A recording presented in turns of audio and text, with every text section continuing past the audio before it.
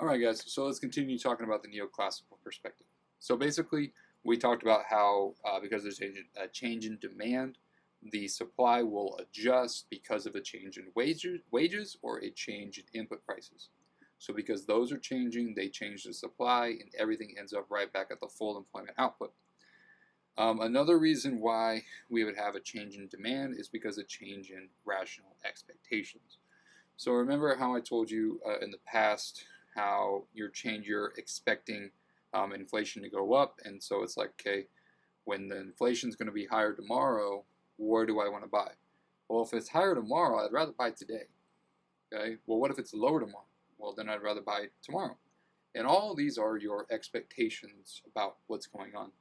So rational expectations is the theory that people form the most accurate possible expectations about the future that they can, using all the information available to them. So basically using some reliable news sources about, hey, because the Fed is doing this, prices are going to do this. So using all the information and your economic judgment, you can figure out, okay, well, what should I do?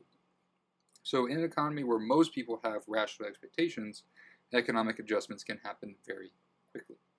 So basically what's happening here is because there are expectations of prices decreasing, and everybody has this information, and the expectation is that prices are decreasing tomorrow, your demand today will go down. Okay, so let's look in here. All right, so we have aggregate demand and the short run average supply curve. So rational expectation says, okay, because you think prices are higher tomorrow, then you are going to demand less today. Oh, I'm sorry. You expect prices to be lower tomorrow. Sorry about that. If your prices are lower tomorrow, you demand less today. So you demand less, and then boom, what happened to prices? Prices go down.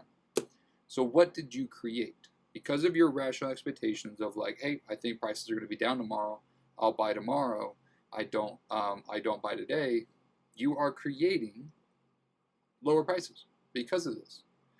All right, so the theory is that everyone will recognize that the process is heading towards a change in the prices and then act on that expectation quickly. So therefore, basically, we don't have this much of zigzag going on.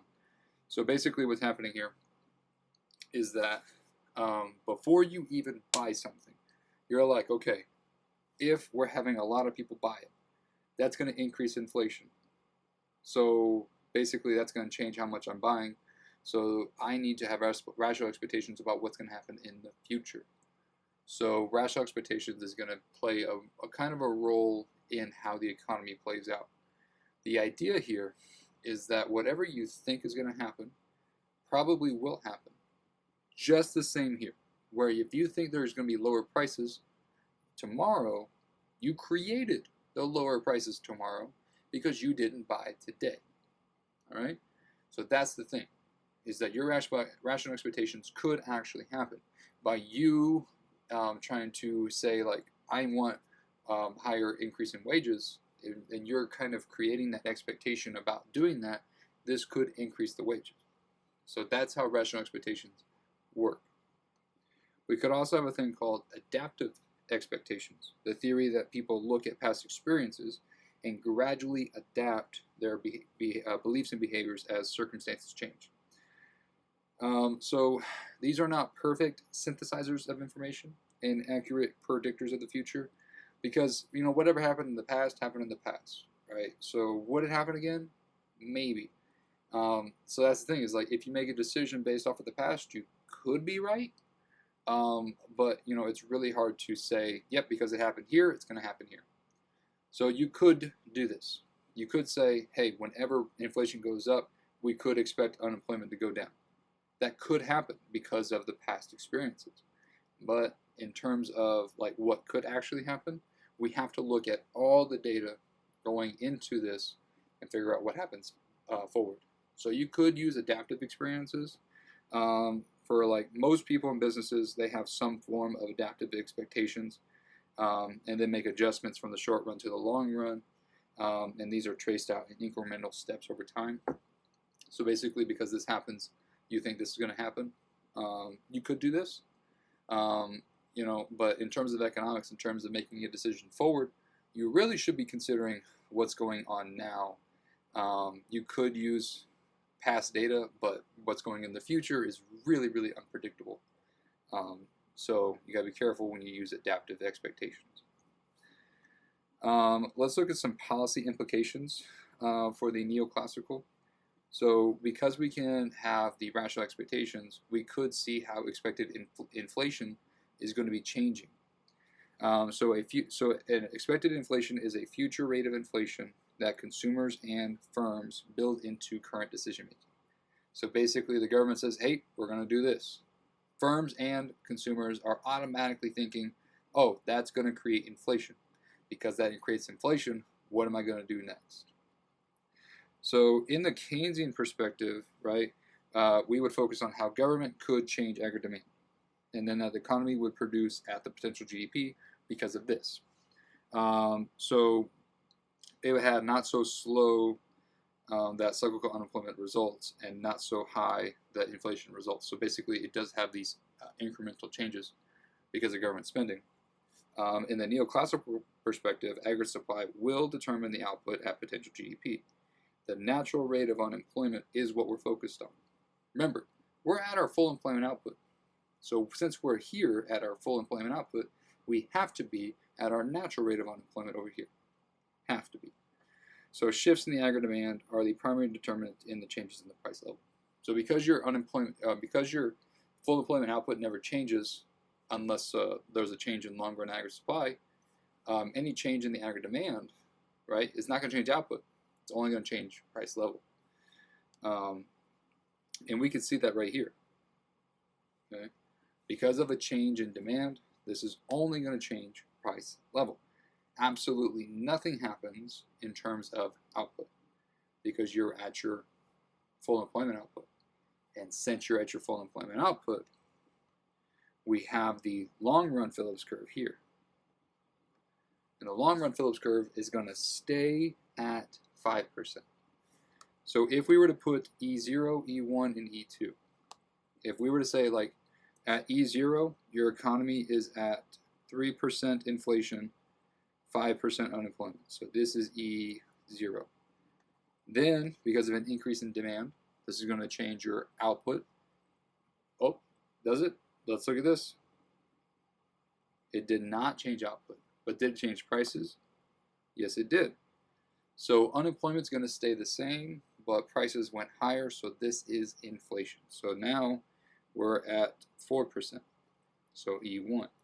And then we would go at E2, which has higher inflation as well. Okay.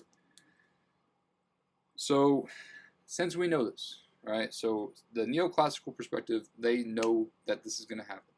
They know that you know that because you expect inflation, there's going to be no change in output.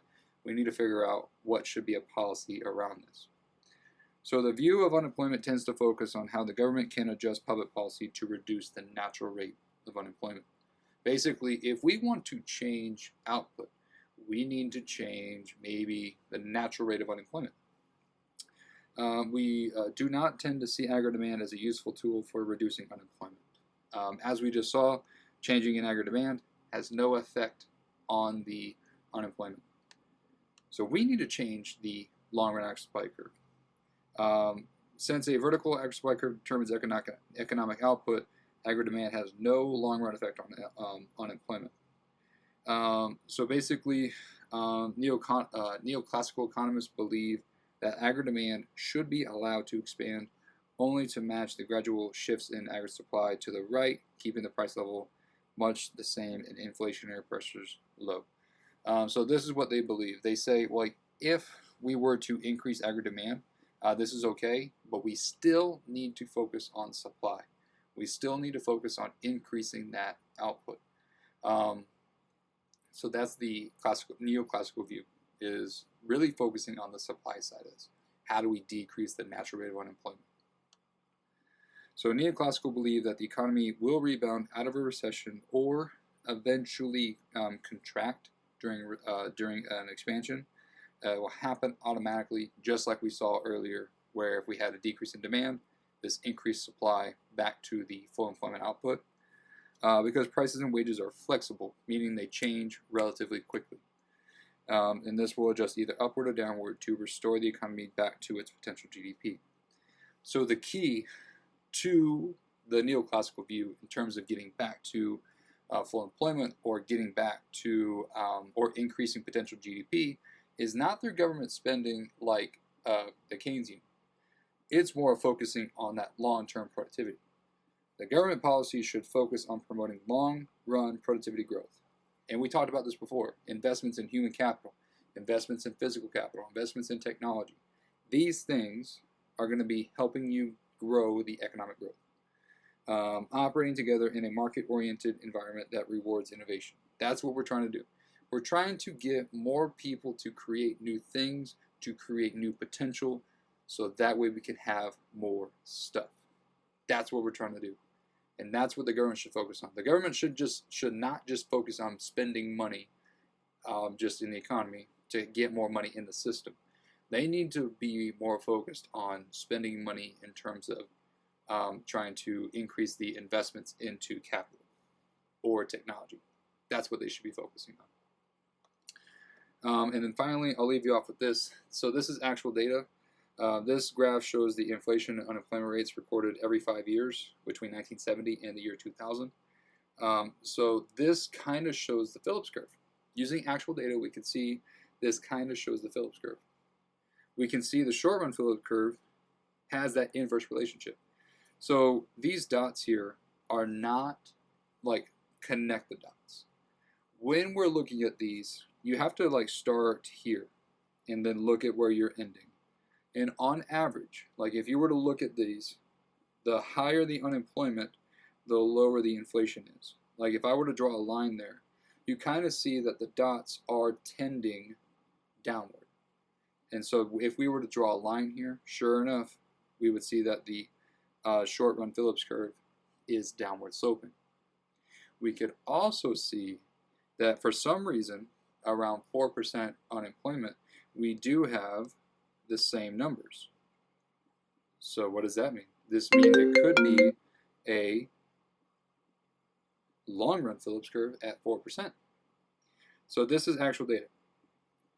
Okay, and we can see that yes, the Phillips curve is downward sloping, and we can also see how for some reason at 4% unemployment we have different levels of inflation. So that could be the long run. All right. So that'll be all for chapter 13. The next chapter will introduce money and banking. I'll see you there.